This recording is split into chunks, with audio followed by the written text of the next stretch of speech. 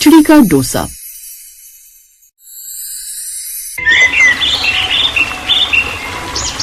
सुनीता के ससुराल वालों को तरह तरह का खाना खाने का बहुत शौक था, लेकिन उसकी सासू माँ की तबीयत बहुत ज्यादा खराब थी।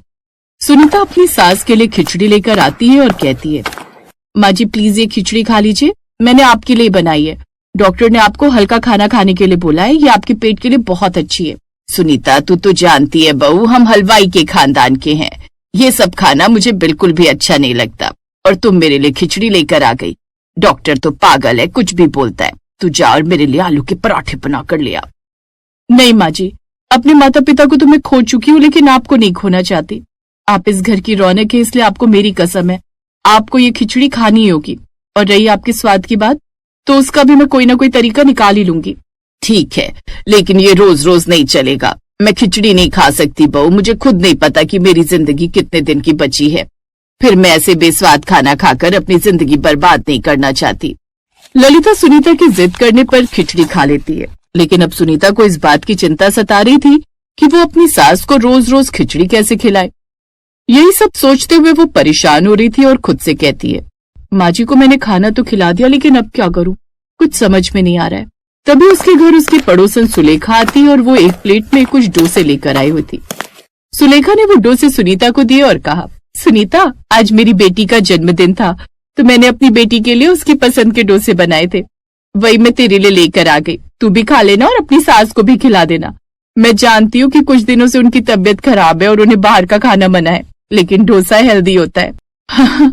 ये तो तुमने बहुत अच्छा काम किया सुलेखा, अब तो मेरी सास भी ये डोसे खुशी से खा लेंगे और कम से कम मेरी आज की परेशानी तो ठीक हो जाएगी। बाकी कल की कल देखते हैं। अब सुनीता खुद भी डोसा खा लेती है और अपनी सास ललिता को भी डोसा खिला देती है, लेकिन डोसा खाने की वजह से घर में बहुत सारी खिचड़ी बच गई थी, जो कि उसने फ्रिज में रख दी थी। अब अगले दिन सुनीता ने वो खिचड़ी फ्रिज से निकाली और कहा, मैं इस खिचड़ी का अपमान तो नहीं कर सकती, अब ऐसा क्या करूं जो ये खिचड़ी सब लोगों के काम आ जाए और बर्बाद भी ना हो। तभी सुनीता को एक दिन अपनी पुरानी पड़ोसन सुलेखा की बात याद आती है कि डोसा सच में सेहत के लिए बहुत अच्छा होता है, वो शरीर को नुकसान भी नहीं करता। उसकी पड़ोसन सुलेखा का सांभर थोड़ा सा घर में बचा हुआ था और सुनीता ने सोचा, अगर मेरे पास सांभर बचा हुआ है और खिचड़ी रखी है, अगर मैं खिचड़ी का डोसा बना दूंगी तो मेरी सास के पेट में हेल्दी खाना भी जाएगा और वो नुकसान भी नहीं करेगा। उससे डोसा तैयार करती है और उसके बाद उसके अंदर एक दिन पुरानी खिचड़ी भर देती है। पूरे घर में खिचड़ी डोसे की खुशबू फैल जाती है और तभी ललिता रसोई में आकर कहती है, क्या बना रही है? आज पूरे घर में खुशबू फैली हुई है, कहीं ऐसा ना हो थोड़ी देर में पड़ोसी बर्तन लेकर कुछ न कुछ मांगने के लिए आ जाए। माँ जी, आज मैंने क्या बनाया है ये बात मैं आपको तब बताऊंगी जब आप उस चीज को खा लेंगी। चलिए बैठ जाइए, मैं खाना तैयार कर देती हूँ। जिसके बाद सुनीता 2 थालियों में अपने लिए और अपनी सास के लिए खिचड़ी डोसा लगाती है। जैसे ही उसकी सास ने खिचड़ी डोसा खाया तो उसे वो बहुत अच्छा लगा, क्योंकि खिचड़ी मसालेदार थी और डोसा एकदम कड़क था। अब चिंता की जगह संतोष से ललिता ने कहा, सच में बहू ये डोसा बहुत अच्छा बना है, लेकिन इसके अंदर तूने क्या भरा था? बहुत ज्यादा स्वादिष्ट लग रहा था, वो आलू तो नहीं था। जिसके बाद सुनीता अपनी सास को बता देती है कि उसने उनकी सेहत का ध्यान रखते हुए उन्हें खिचड़ी डोसा खिलाया। इस पर उसकी सास ने कहा, कुछ भी बोलो, मेरी बहू है बहुत तेज, आखिर उसने मुझे खिचड़ी खिलाने का रास्ता निकाल ही लिया। खैर कोई बात नहीं, अगर तू मुझे खिचड़ी डोसा खिलाएगी तो मैं रोज खिचड़ी डोसा खाने को तैयार। ऐसे ही कुछ दिन गुजरते हैं और सुनीता का पति मुकेश, जो कि शहर काम करने के लिए गया हुआ था, वो वापस आता है। सुनीता मुकेश के लिए भी खिचड़ी डोसा बनाकर तैयार कर देती है। मुकेश ने जैसे ही खिचड़ी डोसा खाया तो सुनीता की तारीफ करते हुए बोला, सच में सुनीता, ये खिचड़ी डोसा बहुत ही स्वादिष्ट बना है। अच्छा हुआ कि तुम्हारी पड़ोसन उस दिन डोसा लेकर आ गई थी और तुमने माँ की परवाह करते हुए उन्हें डोसा कैसे खिलाना है इस बारे में सोचा। मुकेश जी, इस परिवार के बारे में सोचना ही तो मेरा काम है, और अगर मैं इस परिवार के बारे में नहीं सोचूंगी तो कौन सोचेगा? लेकिन मैं तो परेशान ये सोच करूं कि अब तो मुझे शहर के काम से भी निकाल दिया गया है और 3 महीने की तनख्वाह भी दे दी है। अब हम 3 महीने तक तो अपने घर का खर्च चला लेंगे, लेकिन उसके बाद क्या करेंगे? वो आपस में ये बातें कर ही रहे थे कि तभी उनकी पड़ोसन सुलेखा आती है और सुनीता से कहती है, सुनीता, मुझे बहुत ज्यादा भूख लगी और खाना बनाने का मन ही नहीं कर रहा।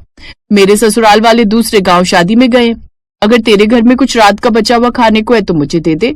अरे सुलेखा, कैसी बात करती हो? तुम तो मेरी बहन जैसी हो, और मैं तुम्हें रात का बचा हुआ खाना क्यों दूंगी? मैंने अभी अभी खिचड़ी डोसा बनाया, तुम वो ले लो, पर पता नहीं तुम्हें पसंद आएगा या नहीं। सुलेखा पहले तो सुनीता के मुंह से खिचड़ी डोसा सुनकर हैरान होती है और उसके बाद वो खिचड़ी डोसा लेकर चली जाती है। दोपहर के समय सुनीता के घर सुलेखा वापस आती है और कहती है, सुनीता, मुझे भी ये बताना कि तूने वो खिचड़ी डोसा कैसे बनाया था। वो तो बहुत ही बढ़िया था और मैंने थोड़ा सा डोसा बचा कर रखा था। दोपहर में जब मेरी बेटी स्कूल से आई तो उसे भी खिलाया और उसे भी वो बहुत पसंद आया। सच में? क्या वो डोसा तुम्हें इतना पसंद आया? मैंने तो वो बस अपनी सास के लिए बनाया था क्योंकि मेरी सास हेल्दी खाना खा सके। उन्हें तो बाहर का चटपटा खाना बहुत अच्छा लगता है। वो डोसा सच में बहुत अच्छा था और सेहत के लिए भी ज्यादा सही है। जब हम मसाला डोसा खाते हैं तो फिर उसमें डला हुआ आलू शरीर को नुकसान करता है, लेकिन अगर हम खिचड़ी डोसा खाएंगे तो वो फायदा ही करेगा और हम उसमें वेजिटेबल खिचड़ी भी डाल सकते हैं। सुलेखा ये बात बोलकर अब सुनीता की तारीफ करके वहां से चली जाती है और दरवाजे के पास खड़ा हुआ मुकेश ये सारी बातें सुन रहा था। ये सारी बातें सुनने के बाद मुकेश ने सुनीता से कहा, मुझे नहीं पता था सुनीता, तुम इतनी ज्यादा समझदार और होशियार हो। और अब मेरे दिमाग में एक तरकीब आई है। मुझे ऐसा लगा था शहर जाकर जब मैं कमा लूंगा तो अपने परिवार की सारी परेशानियों को दूर कर दूंगा, लेकिन अब मुझे समझ में आया कि मेरी परेशानियां भी दूर हो सकती हैं। आप कैसी बातें कर रहे हैं? मेरे जरिए परेशानियां दूर हो सकती हैं? मैं कुछ समझी नहीं। हम तुम्हारा ये खिचड़ी डोसा बाजार में बेचेंगे। इससे कई सारे लोगों को जिन्हें खिचड़ी खाना बिल्कुल भी अच्छा नहीं लगता, उन्हें भी खिचड़ी से प्यार हो जाएगा। मुकेश जी, आप मुझसे ज्यादा समझदार हैं और आपने मुझसे ज्यादा दुनिया देखी है। अगर आप ऐसा कह रहे हैं तो जरूर। जिसके बाद सुनीता और मुकेश बाजार के अंदर खिचड़ी डोसे का स्टॉल लगाते हैं, लेकिन ग्राहकों को डोसा पसंद नहीं आ रहा था क्योंकि उन्हें हमेशा मसाले वाले डोसे खाने की आदत थी और ग्राहक उनके डोसे की बुराई करते हैं। अरे भाई, हम बीमार थोड़ी है जो खिचड़ी वाला डोसा खाएंगे। मसाला डोसा, पनीर डोसा, प्याज डोसा, यही सब अच्छा लगता है। भला खिचड़ी डोसा कौन खाता है? अब सुनीता और मुकेश बहुत ज्यादा उदास हो जाते हैं, लेकिन फिर भी वो हिम्मत नहीं हारते और कई महीनों तक ऐसे ही खिचड़ी डोसा बेचने की कोशिश करते हैं, लेकिन कोई भी फायदा नहीं होता। एक दिन वो अपना स्टॉल लगाते ही नहीं और घर पर बैठे होते हैं। तभी उनके घर धनराज नाम का एक आदमी आता है और कहता है, मेरा नाम मिस्टर धनराज है और यहीं पास में मेरा धनराज हॉस्पिटल है। दरअसल मैं आपसे आपके खिचड़ी डोसे के बारे में बात करने आया हूँ। मैं जानता हूँ कि बाजार में वो डोसा नहीं बिक रहा क्योंकि उन लोगों को अपनी सेहत खराब करने की आदत हो चुकी है, लेकिन मैं चाहता हूँ कि मैं अपने हॉस्पिटल की कैंटीन में तुम्हारा एक खिचड़ी डोसा रखूं।